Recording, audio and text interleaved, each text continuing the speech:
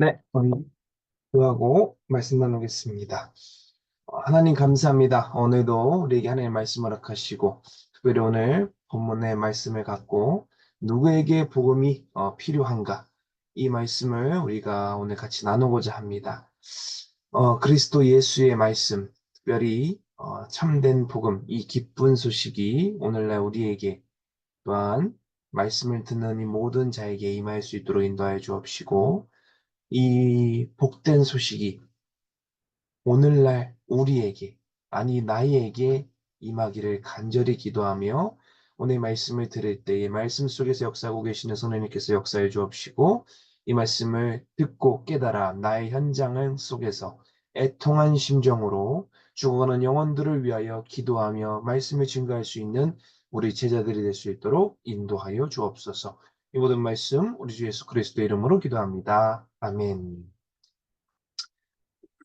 네, 감사하고요. 하나님의 말씀 바로 보겠습니다. 마태복음 22장 1절에서부터 14절까지 혼인잔치 비유 말씀입니다. 네, 우리 같이 보도록 하겠습니다. 제가 봉독합니다. 예수께서 다시 비유로 대답하여 이르시되 천국은 마치 자기 아들을 위하여 혼인잔치를 베푼 어떤 임금과 같으니 그 종들을 보내어 그 청한 사람들을 혼인잔치에 오라 하였더니 오기를 싫어하거늘 다시 다른 종들을 보내어 이르되 청한 사람들에게 이르기를 내가 오찬을 준비하되 나의 소와 살찐 짐승을 잡고 모든 것을 갖추었으니 혼인잔치에 오소서 하라 하였더니 그들이 돌아보지도 않고 한 사람은 자기 밭으로 한 사람은 자기 사업하러 가고 그 남은 자들은 그 종들을 잡아 모욕하고 죽이니 임금이 노하여 군대를 보내어 그 살인한 자들을 진멸하고 그 동네를 불사르고 이에 종들에게 이르되 혼인잔치는 준비되었으나 청한 사람들은 합당하지 아니하니 내거리 길에 가서 사람을 만나는 대로 혼인잔치에 청하여 오라 한데 종들이 길에 나가 악한 자나 선한 자나 만나는 대로 모두 데려오니 혼인잔치에 손님들이 가득한지라 임금이 손님들을 보러 돌아올새 거기서 예복을 입지 않은 사람을 보고 이르되 친구여 어찌하여 예복을 입지 않고 여기 돌아왔느냐 하니 그가 아무 말도 못하거늘 임금이 사안에게 말하되 그 손발을 묶어 바깥 어두운 데 내던지라 거기서 슬피우며 이를 갈게 되리라 하리라. 청함을 받은 자는 많되 택함을 입은 자는 적으니라. 아멘. 네, 오늘 이 말씀이 같고요. 누구에게 복음이 필요한가라는 주제로 같이 말씀을 나누고자 합니다. 우리가 지난 시간에도 그렇고 이 물음표로 끝나는 질문으로 말씀 주제를 잡았습니다. 원래는 우리 계시록 이제 계속 이어가야 되는데 현장을 놓고 기도하다 보니까 요 말씀을 주셔서 우리 같이 이 말씀을 좀 나누고자 합니다. 과연 누구에게 이 복음이 필요한가? 그렇습니다. 지난 토요일에 서울역 전도를 하면서 좀 많은 얘기도 좀 했죠. 석현형제와 우리 경욱형제 그리고 저렇게 현장을 직접 뛰면서 좀 많은 생각도 해봤습니다. 우리 엑스터티더 이제 한 발자국 더 나아갈 것이냐, 또 더 이 현장을 키울 것이냐 여러 생각들을 하는 도중에 기도하면서 그것보다 먼저 본질은 진짜 누구에게 복음이 필요한지 그거를 생각나게 하시더라고요. 그래서 이게 진짜 누구에게 이 복음이 필요하며 아니 당장 나에게 이 복음이 필요한 이유는 무엇인가 그러한 마음으로 오늘 말씀을 같이 좀 준비하고 나누고자 합니다. 오늘 본문은요 되게 많이 읽히기도 하고 또 많은 목사님들도 그렇고 제자 훈련할 때도 그렇고 많이 읽히고 나누어지는 본문 중 하나입니다. 특별히 이 혼인잔치 중 14절 말씀에 보시면 청함을 받은 자는 많되 택함을 입은 자는 적으니라. 그래서 이 장로교 측에서는요, 이 말씀 굉장히 중요한 말씀. 택한 민족이다. 그래서 어떻게 보면 유태인들이 빠졌던 성민 사상으로도 갈 수 있지만, 근데 일단은 성경에 나와 있으니까 그죠. 근데 중요한 거는 이 혼인잔치를 통해서 우리에게 주는 진짜 이 메시지가 무엇인가. 그래서 이 22장도 되게 좀 중요한 장이면서 좀 본질적인 부분을 건드리는 본문이 되겠습니다. 자, 그러면 본격적으로 본문으로 들어와서요. 자, 첫 번째입니다. 전도는 왜 해야 하며 복음이란 무엇인가? 수많은 제자 훈련도 그렇고 우리 강 목사님을 통해서도 이 복음에 대해서 많이 들었고 전도에 대해서도 많이 들었습니다. 근데 가만히 이렇게 묵상하다 보니까 진짜 이 본질이 좀 중요하겠더라고요. 그러면 이 전도는 왜 해야 되는 것이냐? 그 이유를 좀 찾아보니까 우리 사도행전 1장 3절에 보면 이렇게 말씀이 나옵니다.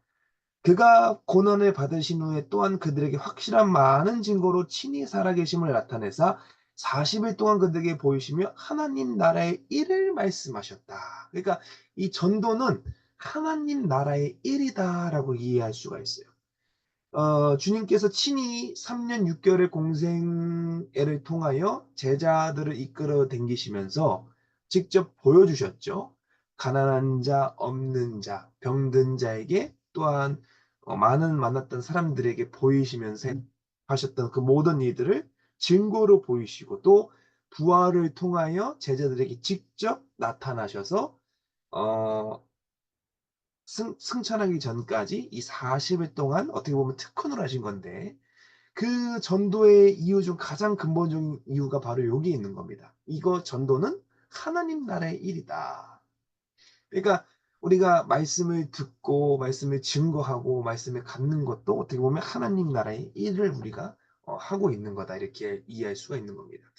자, 그러면서 주님께서 그러니까 부활하시고 나서 각 그 사복음서의 마지막 파트가 이제 부활장 하면서 주시는 마지막 명령이거든요. 그래서 마태복음 28장 너무나도 유명합니다. 아버지와 아들과 성령의 이름으로 세례를 베풀고 내가 내게 가르쳐 지키게 하는 모든 것들을 가르쳐 지키게 하라. 그래서 그 말씀을 바탕으로 전도를 하기 또 나가죠. 그리고 마가복음 16장에서도 너희는 온 천하를 두루다니며 만민에게 복음을 전파하라 이렇게 말하면서 디모데후서에서도 뭐라 말하냐면 너는 때를 얻든지 못 얻든지 말씀을 전파하라 그랬단 말이죠. 그러니까 하나님의 어떻게 보면 명령입니다. 하나님의 명령이면서 동시에 주님께서 제자들에게 직접 하신 말씀이에요. 이 디모데후서는 이제 사도 바울이 디모데에게 이제 하는 성령의 감동을 받고 하는 말씀이지만 이 마태복음과 마가복음은 주님께서 제자들에게 직접 하신 말씀입니다. 복음을 전파하라. 죄송합니다. 이게 전도의 이유입니다. 명령이다라는 명령이다. 그 이 명령이란 단어는 우리나라에서 우리나라가 아니고 현대에 와서 군대에서 주로 쓰는 명령입니다. 그래서 명령을 불복종하면 전시에는 즉각 처형이 될 정도로 되게 중요한 파트거든요. 그만큼 이 명령은 그 말하는 자에게도 권세가 있듯이 그 이 명령에도 권세가 있습니다. 뒤에 보면 영이라고 나오죠. 영. 이 영이 이 영이 현대에 와서도 되게 효과성과 어떻게 보면 법적 효력을 갖는 거예요. 그래서 법령 밑에도 시행령이라고 붙일 만큼 영을 굉장히 중요하게 하거든요. 또 음, 그 우리 행정학에서도 지시사항이라고 딱 그 명령에 있고 뭐 부처 합동 뭐 이렇게 서류가 있어요. 그것도 효과를 나타냅니다. 그럼 그만큼 이 명령이라는 것 자체가 좀 중요한 파트이기 때문에 말 속에도 권세가 있다. 근데 더 중요한 건 로마서에도 나오죠. 마태복음에도 나오고 영도 죽이실 수 있는 그분.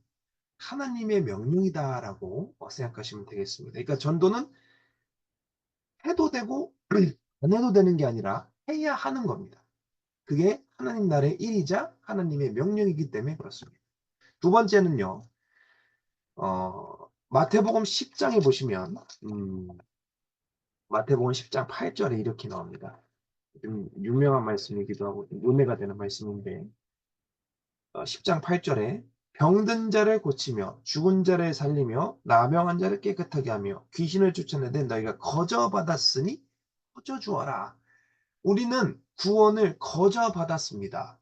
왜? 그리스도를 통하여 거저 받았죠. 원시 복음이라고 하는 창세기 3장 15절에서도 하나님이 그 뱀의 머리를 박살내는 여인의 후손, 그 선물을 주셨단 말이에요. 그러니까 우리도 그거를 받았기 때문에 거저 주는 자가 돼야 됩니다. 그 마태복음에도 비유가 나왔지만 1만 달란트를 빚진 자가 탕감을 받았어요. 거저 받았단 말이에요. 근데 거저 주지 못하니까 그 빚을 도로 돌아오게 되는 겁니다.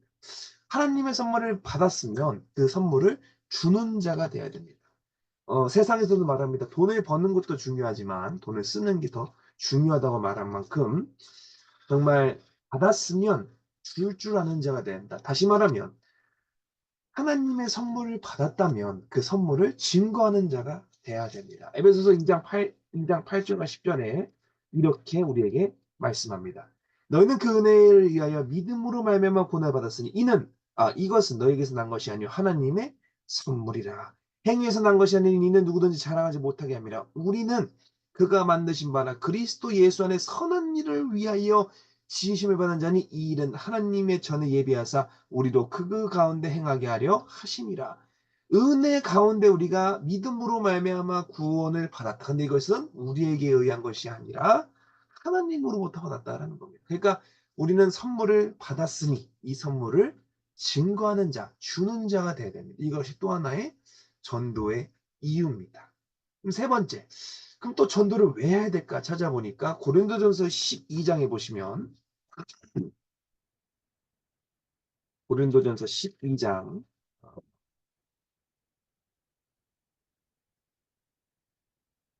2장 26절에 이렇게 나옵니다.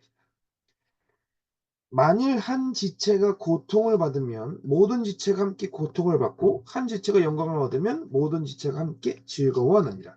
너는 그리스도의 몸이요 지체의 각 부분이라. 자, 바로 이게 교회를 사실 말씀하시는 거거든요. 근데 중요한 건 뭐냐면 하나님의 지체, 교회를 세우기 위해서 우리가 전도가 필요하다는 겁니다. 물론 교회의 육적인 부흥도 중요합니다. 근데 더 중요한 건 영적인 부흥이 중요해요. 교회에 수많은 사람들이 모여 있지만 그곳에 과연 다 제자인가라고 물어보고 싶은 거예요. 그들에게도 사실 복음이 필요한 거예요. 종교인들에게도 복음이 많이 필요합니다. 그렇기 때문에 이 전도는 그 종교인에게도 필요한 것이 복음이기 때문에 이것은 하나하나 교회를 세워나가는 것이다. 그러면서 고린도전서 10장에 보면 또 이렇게 나옵니다. 32절과 33절에 유대인에게나 헬라인에게나 하나님의 교회에게나 거치는 자가 되지 말고 나와 같이 모든 일에 모든 사람을 기쁘게 해 자신의 유익을 구하지 않고 많은 사람의 유익을 구하여 그들로 구원을 받게 하라. 자, 그들 많은 사람의 유익을 구하여 그들로 구원을 받게 하는 것. 즉, 다시 말하면 교회를 세우기 위해서 전도가 필요하다라는 겁니다. 정리하면 전도의 근본적인 이유는 하나님 나라의 일인데 그 전도는 주님의 명령이자 우리는 거저 받았으니 거저 주는 자가 되어야 되고 궁극적으로 주님의 몸된 재단, 교회를 세우기 위해서 이 전도가 필요하다. 고린도서 3장 16절에는 우리가 하나님의 전이라 그랬단 말이죠. 그럼 그 말을 다시 보면 전도의 이유는 결국 내 안에 교회를 세우는 것과 동시에 내가 섬기고 있는 교회를 세우는 것이다. 이렇게 이해할 수가 있겠습니다. 자, 그러면 복음이란 무엇인가라는 거예요. 너무나도 유명한 말씀이죠. 마가복음 1장 1절에 보면 중요한 말씀.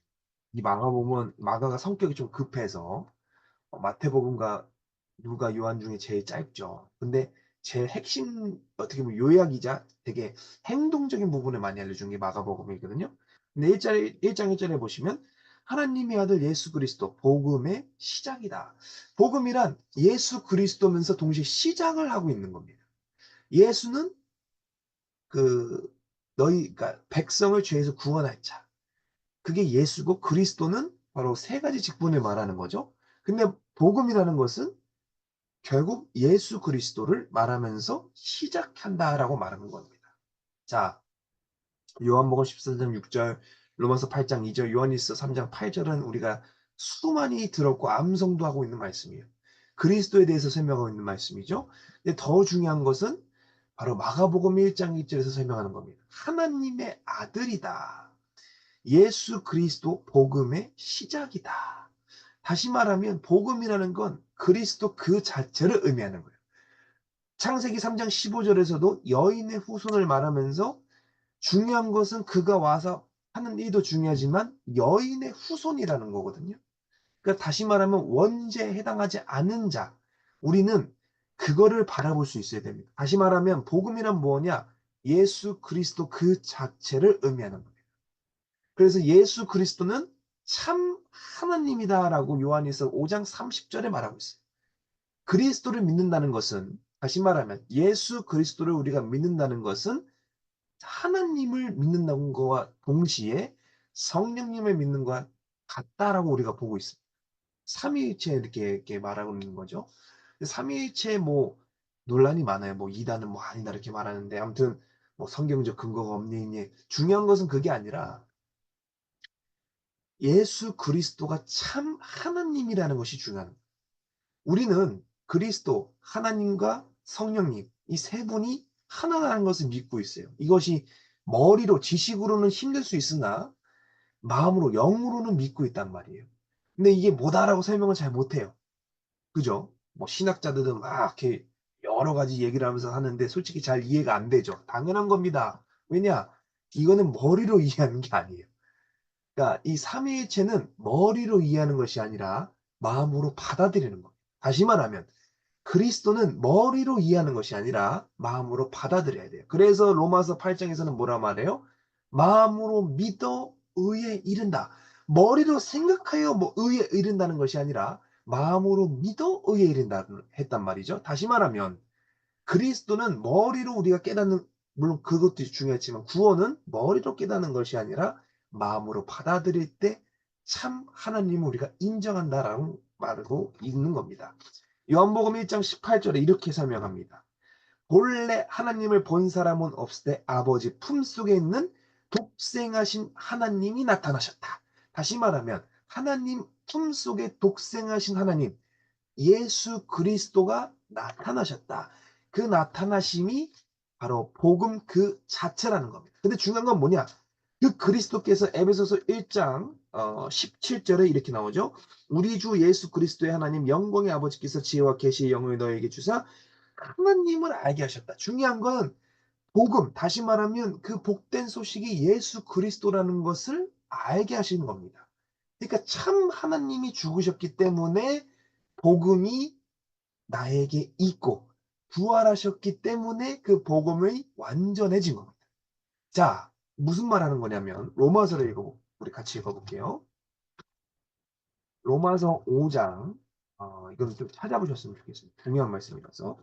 로마서 5장 8절에 보시면 우리가 아직 죄인 되었을 때에 그리스도께서 우리를 위해 죽으심으로 하나님께서 우리에 대한 자기 사랑을 확증하셨다.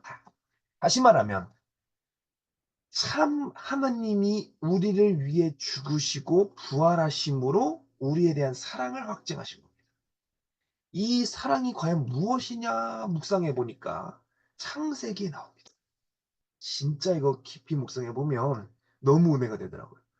본래 인간은 고린도후서 4장 4절에 보면 그리스도는 하나님의 형상이다 말하면서 창세기 1장 28절과 27절과 28절에 하나님의 형상대로 창조받았단 말이에요. 다시 말하면 원래 인간은 그리스도의 형상대로 창조함 받았어요. 근데 그 1장에서 창조함 받은 자들이 창세기 2장에 가면 코에 뭘 불어넣었다? 영을 불어넣었다 그랬어요. 그리스도의 형상으로 창조받은 자들이 성령이 함께하고 그들이 어디 있었어요? 에덴에 두셨다. 다시 말하면 그리스도로 창조된 그 완벽한 인간이, 하나님의 영이 함께하는 인간이 에덴의 축복을 누렸다. 그것이 오늘 로마서 5장 8절에 보면 하나님의 사랑이라는 겁니다. 근데 그게 창세기 3장으로 말미암아 깨졌죠. 그렇기 때문에 그 피로 말미암아 9절에 보면 의롭다 하심을 받았다라고 설명하고 있는 거예요. 죽으심을 말미암아 우리가 의롭다 하심을 받았고 더 그로 말미암아 진노하심에서 구원을 받을 것이다. 부활하심으로 말미암아 완전해진 겁니다. 그렇기 때문에 우리는 에덴의 축복을 회복해 나가고 있는 거예요. 복음이라는 것은 바로 이걸 말합니다. 복음이라는 건 예수 그리스도 그 자체고 그분께서 우리를 위해 뭐 하셨다? 아니 정확히 말하면 나를 위해 죽으시고 부활하셨다. 그걸 영어로 하면 good news라고 합니다. 좋은 소식이다. 마태복음 28장에 보시면, 야, 말이 좀 빠른 편인 것 같습니다. 네, 좀 톤다운 할게요. 그가 여기 계시지 않고 그가 말씀하시던 대로 살아나셨느니라. 와서 그가 누우셨던 곳을 보라. 죽으시고 부활하셨다. 말씀하신 대로 그렇게 하셨다라는 거예요. 다시 말하면 너무 은혜되지 않습니까? 복음이라는 것은 예수 그리스도를 말하면서 동시에 그분께서 우리를 위해 죽으시고 부활하시고, 근데 그것이 하나님의 말씀대로 이루어졌다는 겁니다. 다시, 이 하나님의 말씀은 이루어지면서 동시에 우리의 구원을 확증하고 있는 겁니다. 자, 그러면 진짜 이 복음을 알았다면 지금도 나와 함께 하신다는 것도, 바로 천국 가는 그날까지 함께 하신 것도 복음이라는 겁니다. 자, 정리하면 복음이라는 것은 예수 그리스도를 말하는 것인데, 그 예수 그리스도가 나를 위해 죽으시고 부활하시고 동시에 천국 가는 그날까지 나와 함께 하신다는 것이 복음이다. 이거를 풀어 설명한 거예요. 자, 복음은 한마디로 표현하면 예수 내구주입니다. 예수가 나의 구세주라고요. 다시 말하면 예수가 그리스도가 복음입니다. 예수가 그리스도. 근데 이거 좀 더 풀어 말하면 예수님께서 그리스도인데 나를 위해 죽으시고 부활하셨다. 좀 더 풀어 말하면 부활하셨는데 지금도 나와 함께하고 계신다. 이게 기니까 줄이면 예수 내구주입니다. 이것도 길죠? 줄여볼까요? 두 글자로 줄이면 이게 주여입니다. 그래서 복음이라는 건 주여입니다. 나의 구세주가 되시고 나의 고난과 나의 죽음과 나의 부활, 나의 모든 것이 되시는 그리스도. 그 그리스도께서 나와 함께하고 계신다. 우리가 기도할 때 다니엘서를 물론 이제 주여 3창 이렇게 나오겠지만, 이거를 가만 묵상해 보니까 이거더라고요. 아, 우리가 주여라고 외치는 그 자체가 내 입으로 또한 내 마음으로 복음을 시인하고 있는 겁니다. 주여, 짧으니까 예수 내 거주. 좀 더 풀면 예수님께서 인간의 몸을 오시고 나를 위해 죽으시고 부활하시고 나와 함께하고 계신다. 그것이 복음이다. 이렇게 이해할 수가 있겠습니다. 자, 넘어와서요. 그럼 진짜 중요한 오늘 말씀의 포인트입니다. 그럼 이 복음이 누구에게 필요하냐라는 거예요. 이 복음이 누구에게 필요하냐. 사도행전 1장 14절에 이렇게 나옵니다. 여자들과 예수의 어머니 마리아와 예수의 아우들과 더불어 마음을 갖춰 오로지 기도에 힘썼다. 자, 이 복음이 필요한 것은 바로 오늘 여기 나오죠.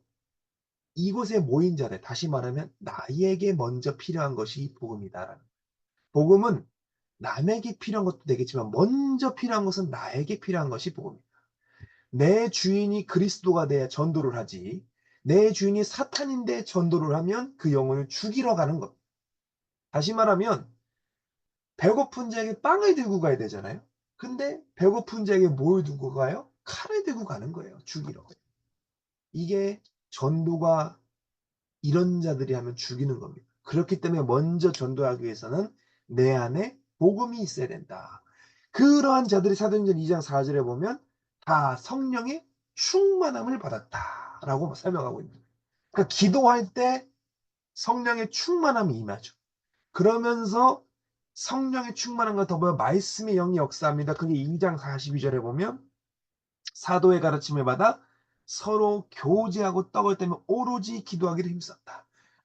먼저 이 복음이 필요한 나에게 기도하며 성령이 역사하며 말씀을 나누는 자, 즉 이 복음이 필요한 것은 나다라는 겁니다. 내 안에 기도가 있는지, 성령이 역사하시는지, 말씀이 있는지 꼭 확인해 보셔야 됩니다. 없다면 당장 오늘 이 복음이 나에게 필요합니다. 두 번째, 고린도후서 4장 4절에 보면 이렇게 우리에게 나오죠.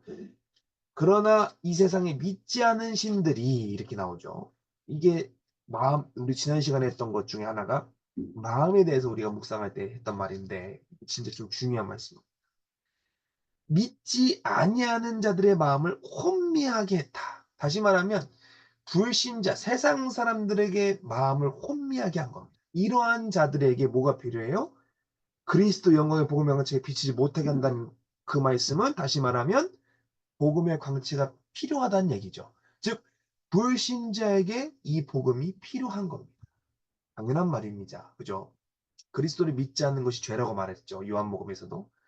그만큼 이 불신자에게 이 복음이 많이 필요해요. 성경에서는 동물로 되게 많이 비유를 합니다. 이리와 뭐 늑대 이런 식으로 표현을 많이 하거든요. 공통점이 있죠. 죽이는 자라는 겁니다. 피를 흘리며 죽이는 자들. 은연중에 내 말로 상처를 받죠. 은연중에 내 행동으로 상처를 받을 수 있어요. 근데 이게 이제 신앙인들이나 뭐 제자들이 그랬다 하면은 이해를 하겠죠. 기도하면서 이제 이거 왜 고난이 왔을까 하겠지만 불신자들은 뭘로 풀죠? 대부분 술로 풀거나 담배로 많이 풉니다. 혹은 마약으로 풀 수도 있어요. 근데 그런 자들에게 복음을 들고 가면 당연히 거부하죠. 속에 악한 것이 가득하니까. 그렇기 때문에 우리가 1번이 먼저 선행이 돼야 됩니다. 이 기도와 말씀으로 훈련되지 않고 이 불신자에게 마음이 혼미한 자들에게 가면 우리도 흔들릴 수가 있어요. 그 증거가 나옵니다. 그게 어디 나오냐? 이따 알려드릴게요. 먼저 세 번째로 그 다음에 이제 고린도서 3장 1절에 보시면 이 복음이 종교인들에게도 필요합니다.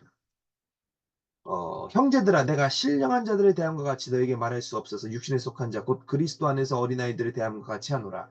내가 너희 젖을 먹이고 바보로 아니하였나니 이는 너희가 감당하지 못하였음이거니와 지금도 못하리라. 너희는 아직도 육신에 속한 자로 이 정확히 나왔죠. 육신에 속한 자다. 너희 가운데 시기와 분쟁이 있으니 어찌 육신에 속할 사람을 따라 행함이 아니리요. 종교인들의 육신에 속한 자들이라고 정확히 말하고 있는 거예요. 이게 에베소 2장에 가보면 육체와 마음에 원하는 대로 하는 데라 이렇게 쭉 나오면서 나오는 건데 중요한 것은 뭐냐? 종교인들의 특징이 뭐냐면 육신의 것을 굉장히 많이 밝힌다는. 자, 제가 지난 시간에도 말한 것 같은데 기도원에 올라가죠. 왜 올라갑니까? 물론 하나님과 만나고 싶어서 올라가겠지만 대부분 열의 여덟은 문제가 있어서 가요. 근데 그 문제가 육체의 문제입니다. 좀 있으면 이번 주 몰랐는데 수능이더라고요. 네. 그 이제 수능 기도해야겠죠. 물론 이제 기도해야 됩니다. 근데 참 그때만 기도하죠. 두 번째, 가정에 문제가 있을 때도 올라갑니다. 근데 문제는 이제 대부분 경제적인 문제가 있을 때 올라가요. 물론 기도 안 하는 것보다는 낫겠지만 과연 그것이 본질에 의한 건가? 이 제자 훈련은 일반 평신도에게 하는 말이 아닙니다. 평신도한테는 기도하셔야죠 이렇게 말하지만 제자 훈련할 땐 그 기도의 목적은 마태복음 6장 33절이 돼야 돼요. 너희는 먼저 그의 나라와 그 의를 구하라 그랬단 말이죠. 근데 우리는 그것을 안 구하고 뭘 구해요? 육체의 것을 구하고 있다는 거예요. 돈 잘 벌게 해주세요. 아파트 당첨되게 해주세요. 많이 기도합니다. 당첨이 되면 하나님은 살아계신 거고 안 되면 시험에 걸리는 거예요. 그게 좋은 교인들이에요. 어, 공통점으로 하신 말씀이 이제 되면은 운이 좋았지 하나님은 없어져요. 안 되면 하나님은 과연 살아계실까? 왜 내 기도를 안 들어주실까? 고민에 빠집니다. 그러니까 이게 어떻게 보면 계륵과 같은 존재예요. 하자니 거시기하고 안 하자니 또 거시기한. 그것이 이 종교인들인데 중요한 것은 이들에게도 복음이 필요하다. 근데 더 중요한 말씀이 바로 그 다음 절입니다. 그리스도인들에게도 복음이 필요합니다. 비로소 그리스도인이라 일컬을 받았던 그 사도행전에 나왔던 그 교인들한테도 이게 필요합니다. 마태복음 24장 24절에 이렇게 우리에게 말씀합니다. 거짓 그리스도들과 거짓 선지자들이 일어나 큰 표적과 기사를 보여 할 수만 있으면 택한 자들도 미혹한다. 할 수만 있으면 택한 자들도 미혹한대요. 이 세상 마지막 때가 막 험하고 빠르게 지나가는데 마지막 때가 다가오면 다가올수록 그리스도인들이 미혹에서 넘어가는 경우가 많다는 거예요. 이게 진짜 필요한 자들. 다시 말하면 공통점이 있죠. 1번서부터 4번까지. 근데 인간이라면 복음이 필요한 겁니다. 창세기 3장서부터 자유로운 사람 단 한 명도 없어요. 원죄로부터 자유로운 사람 단 한 사람도 없습니다. 공자, 소크라테스, 마호메트 훌륭한 사람들이죠. 또 석가모니 훌륭한 사람들입니다. 그러나 그들에게도 복음이 필요한 거예요. 즉 모든 사람들에게 복음이 필요한 겁니다. 죄로부터 자유로운 자가 없기 때문에 그렇습니다. 그래서 오늘 제목으로 넘어가면 누구에게 복음이 필요한가? 전부 다 필요하다. 근데 특별히 시험에 넘어간 자들을 제가 추가했는데요. 이게 뭐 요한복음 21장은 이제 베드로에게 하신 말씀이고 누가복음 24장은 엠마오로 갔던 제자들을 잃어버린 양을 찾으란 얘기입니다. 이겁니다. 복음이 필요한 자들. 그리스도인이 넘어갔어요. 마지막 때에. 미혹해서 넘어갔단 말이에요. 그러면 제일 필요한 건 이 5번에 있는 자들입니다. 넘어간 자들에게 복음이 우선적으로 가야 돼요. 이게 멀리 안 가도 됩니다. 교회에서 시험 받고 떠난 자들. 혹은 내 공동체에서 그러면 안 되겠지만 나로 인하여 떠난 자들. 혹은 목사님을 통해 떠난 자들. 당장 이게 필요합니다. 근데 우리는 이들을 위해서 과연 기도를 하고 있는가 점검해 볼 필요가 있는 것 같아요. 이 추수감사를 놓고 개인적으로도 기도를 하고 재단을 쌓고 있는데 마음이 많이 아픕니다. 사실 제가 섬기는 교회도 영혼들이 많이 떠났어요. 근데 되게 들어보면 사소한 거로 떠나거든요. 이 그리스도인 맨날 제자 뭐 하지만 다 넘어갔단 말이에요. 과연 진짜 그들에게 복음이 있었는가? 혹은 있었는데 넘어갈 만큼 이 복음이 희미해진 건 아닌가? 돌이켜보게 됩니다. 근데 그분들은 뭐 정죄하는 것이 아니라 그분들을 보면서 저를 보거든요, 사실. 나는 과연 저 위치에 갔을 때 흔들릴 것이냐. 그럴 때마다 다시 저를 돌아오게 하는 말씀이 저를 부르신 말씀이요. 시편 2편의 말씀. 여호와의 명령을 전하노라. 너는 내 아들이라. 오늘날 내가 너를 낳았도다. 그 시편 2편 7절의 말씀을 통해서 다시 한번 엎드려집니다. 그때만. 근데 중요한 거는 그런 분들을 정죄하는 것은 사실 복음이 아니거든요. 정죄보다는 진짜 기도를 해주고 더하여 나를 돌아볼 수 있는 시간이 되었으면 좋겠습니다. 자, 다시 넘어와서 세 번째로. 자, 그럼 이 필요한 복음을 우리가 잘 갖고 전하기 위해서는 어떻게 해야 될까? 바로 첫 번째는 이 부르심이 있어야 돼요. 자, 레위기 1장 1절을 이거를 이거를 은혜를 받아야 돼요. 여호와께서 회막에서 모세를 부르시고 그에게 말씀하여 이르시되. 이게 왜 나왔냐면요.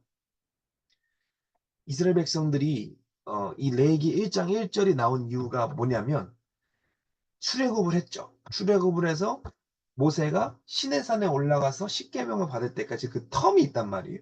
그 텀에 아론과 이제 이스라엘 백성들이 뭘 했냐면 우상 숭배를 합니다. 근데 우상 숭배를 하면서 하나님의 이제 진노가 딱 퍼졌죠. 그 다음 사건이 레위기 1장 1절이에요. 시간상 보면. 그래서 회막에서 모세를 부르신 거예요. 이미 죄로 덮여진 그 애들 속에서 하나님의 부르심이 있었다. 창세기 12장에서도 아담 아람에서 아브라함을 부르실 때 죄로 얼룩졌던 그곳에서 아브라함을 부르신 겁니다. 우리도 마찬가지입니다. 필요한 복음을 잘 갖기 위해서는 먼저 하나님의 부르심이 있어야 돼요. 이거를 어렵게 생각하지 마시고 하나님을 만나야 된다고 보시면 돼요. 로마서 8장 30절에 보시면 로마서 8장 30절에 보시면 또 미리 정하신 그들을 부르신 그들을 의롭다 하시고 의롭다 하신 그들을 또한 영화롭게 하셨다. 이렇게 나옵니다. 그러니까 미리 정하신 그들을 부르신 겁니다. 이 부르심이 있어야 돼요. 이 하나님의 만남이 뭐 기도를 하다가 만날 수도 있죠. 찬양을 부르다가 만날 수도 있고 말씀을 듣다가 만날 수도 있는 거예요.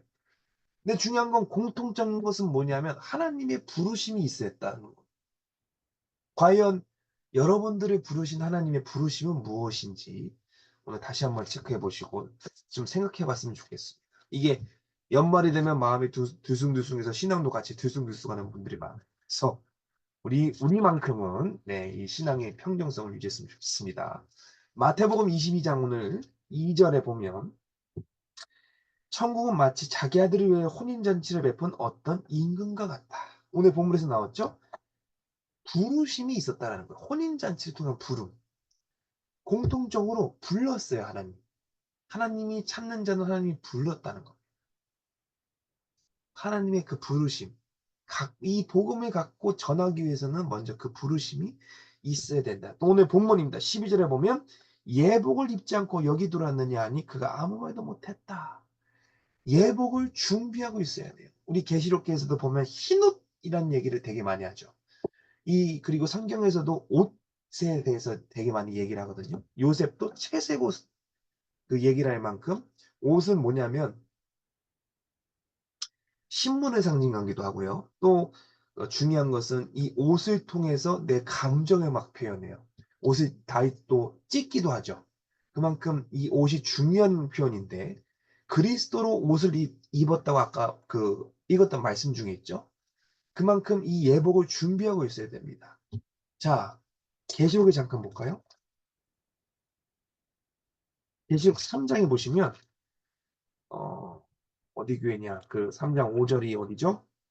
사대교회 하신 말씀이죠. 이기는 자는 이와 같이 흰 옷을 입을 것이요 그 이름을 생명책에서 결코 지우지 아니하고 그 이름을 내 아버지 앞과 그의 천사들 앞에서 시인한다. 예복을 준비하고 그 흰 옷을 준비하고 입어야 돼요. 근데 계시록에서 그것을 이기는 자다 이렇게 설명하고 있습니다.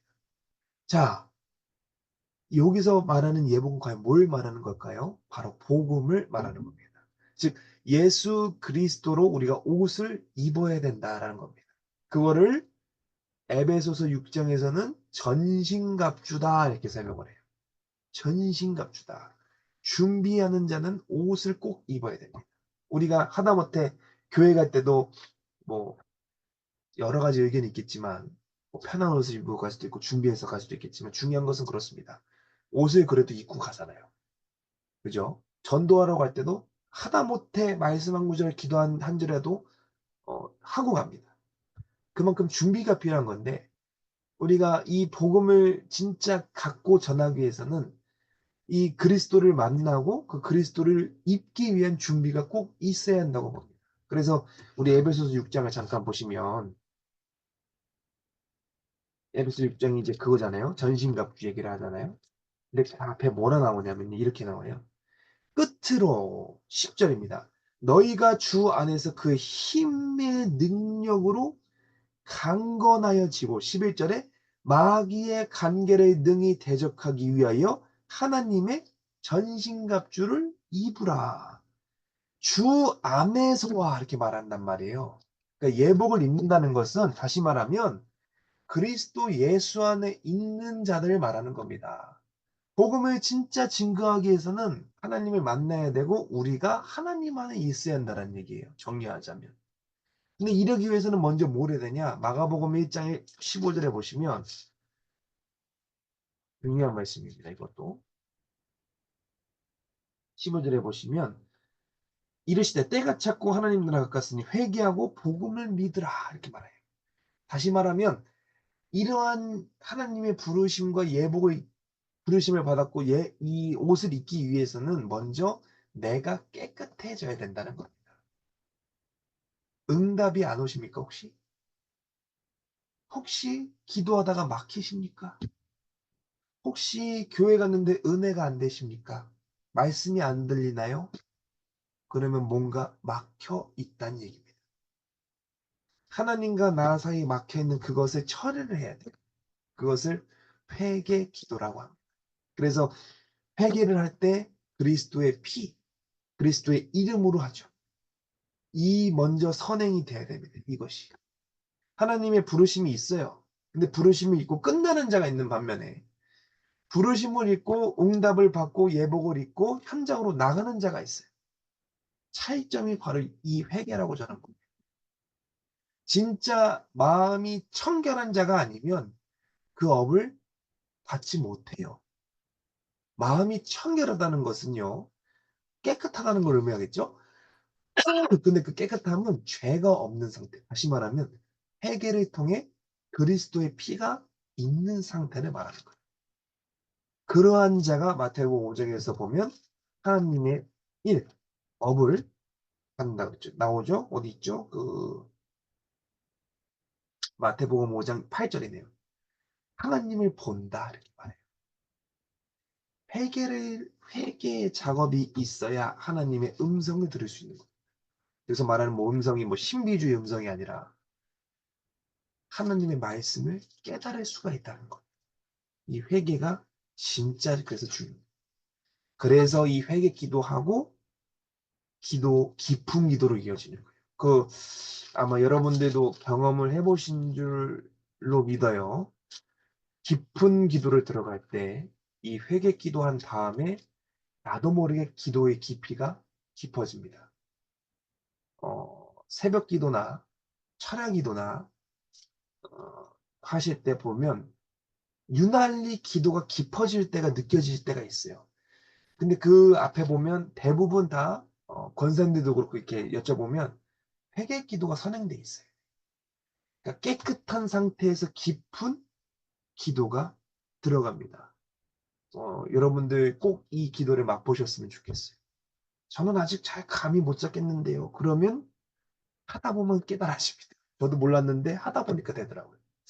어, 다시 돌아와서 누가복음 3장 8절에 이렇게 나오죠. 그러므로 회개에 합당한 열매를 맺고 속으로 아브라함이 우리 조상이라 말하지 말라. 너희에게 이르노니 하나님이 능히 이 돌들로도 아브라함의 자손이 되게 하시리라. 회개에 합당한 열매를 맺으라. 이 열매를 맺기 위해서는 먼저 앞에 선언되어 있죠. 회개가 먼저 들어가야 된다는 거예요. 회개에 합당한 열매를 맺기 위해서.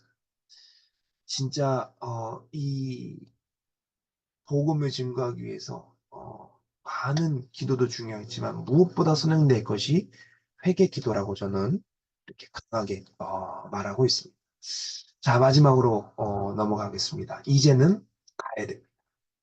자, 우리가 앞에 쭉 얘기를 했죠. 전도를 왜 해야 되고 복음은 무엇이고 이게 필요한 자들이 누군지 알았다고 또 이 갖기 위해서 어떻게 해야 되는지 알았다면 이제는 가야 합니다. 나의 현장으로 가야 해. 멀리 있는 곳이 아닙니다. 내가 두 발로 서 있는 그곳. 내가 속해 있는 그곳으로 가십시오. 그곳에 복음이 필요한 자들이 반드시 있습니다. 그것이 골로새 4장 3절에 전도할 문입니다. 전도할 문. 그 문을 열기 위해 기도하십시오. 그렇다면 분명히 타이밍이 옵니다. 이건 찾아볼게요.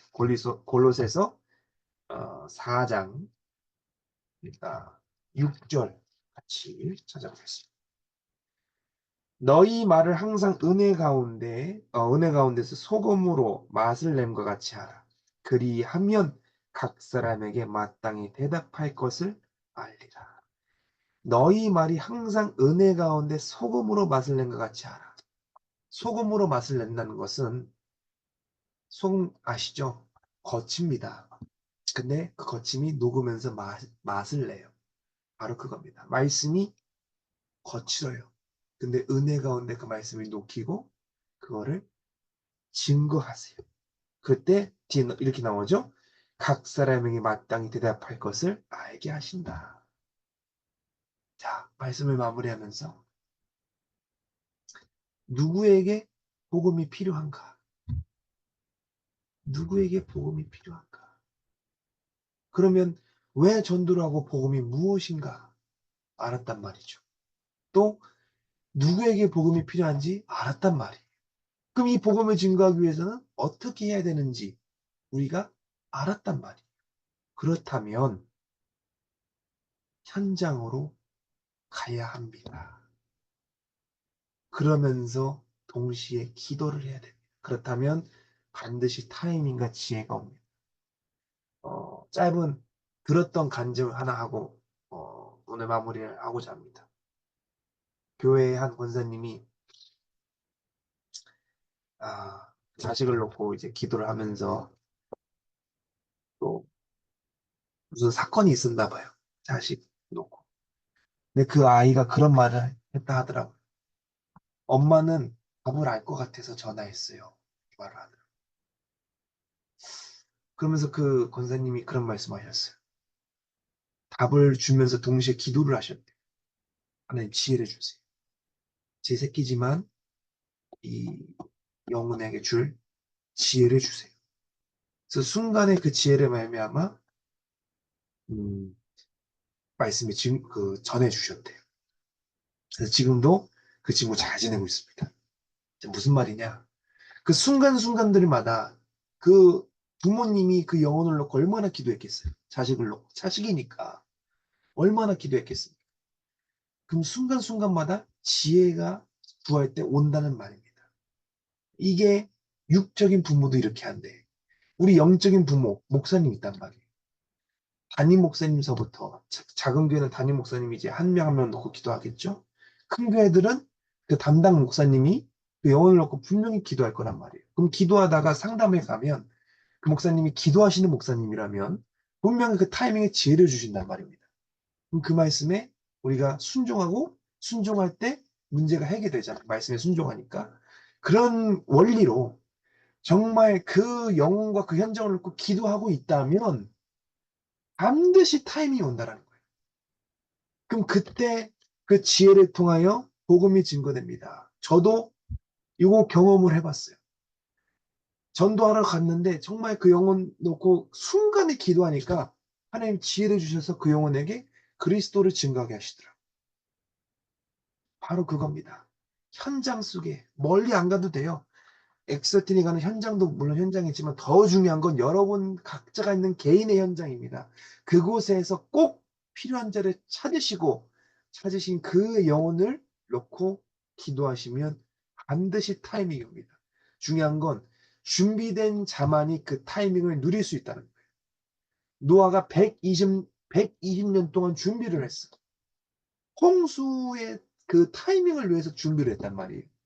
완공을 그 준비가 끝나니까 기가 막힌 타이밍이 나오죠. 멀리 안 가도 됩니다. 창세기 또 보면 27장인가요? 야곱이 축복을 받기 위해서 리브카가 기가 막힌 타이밍에 이삭이 에서한테 하는 말을 듣습니다.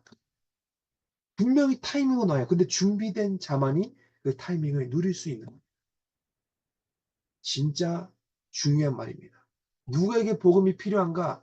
나에게 당장 필요하지만 오늘 말씀처럼 준비된 자에게 이 복음이 필요하고요. 그리고 그 복음이 필요한 자에게 특히 내 현장에 있는 그곳에 이 복음이 필요한 겁니다. 자, 이러한 마음으로 우리 한 주간 이 추수감사 이제 대부분 교회들이 지키고 있죠. 돌아오는 주일에 이 추수감사의 남은 기간 동안 좀 같이 기도했으면 좋겠습니다. 누구에게 추수감사의 열매가 필요한가? 오늘 말씀처럼 누구에게 복음이 필요한가? 다시 한번 묵상하시면서 특별히 제가 일부러 이렇게 말씀 구절을 다 띄워놨어요. 이런 식으로 띄워놨죠. 이 말씀 구절을 한번 찾아보시면서 진짜 복음이라는 것이 무엇이고 또 왜 이 복음이 누구에게 필요한 건지 또 갖기 위해서는 어떻게 해야 하는지 왜 현장으로 가야 되는지 꼭 요거를 아시고 묵상하시고 실천하시는 여러분들과 제가 됐으면 좋겠습니다. 기도하겠습니다. 하나님 감사합니다. 오늘도 하나님의 말씀 허락하시고 누구에게 복음이 필요한지 알게 하심을 감사합니다. 무엇보다 먼저 내 안에 그리스도가 가득하게 하시고 그 그리스도의 말씀에 순종할 수 있는 믿음을 허락하사 내가 있는 그 현장에 애통한 심정으로 바라보게 하시고 그 영혼을 놓고 기도할 때 하나님께서 준비되신 그 시간표에 우리, 아니 내가 있을 수 있도록 인도하여 주옵소서. 오늘 받은 말씀 까먹지 않게 하시고 안정한 승리하게 하시며 특별히 추수감사를 준비하고 있는 한 주가 되게 하사 정말 알곡 제자로서 이 추수감사의 수장절의 축복을 받아 누릴 수 있는 우리 제자들이 될 수 있도록 주님께서 인도하여 주옵소서. 이 모든 말씀 우리 주 예수 그리스도 이름으로 기도합니다. 네, 감사합니다.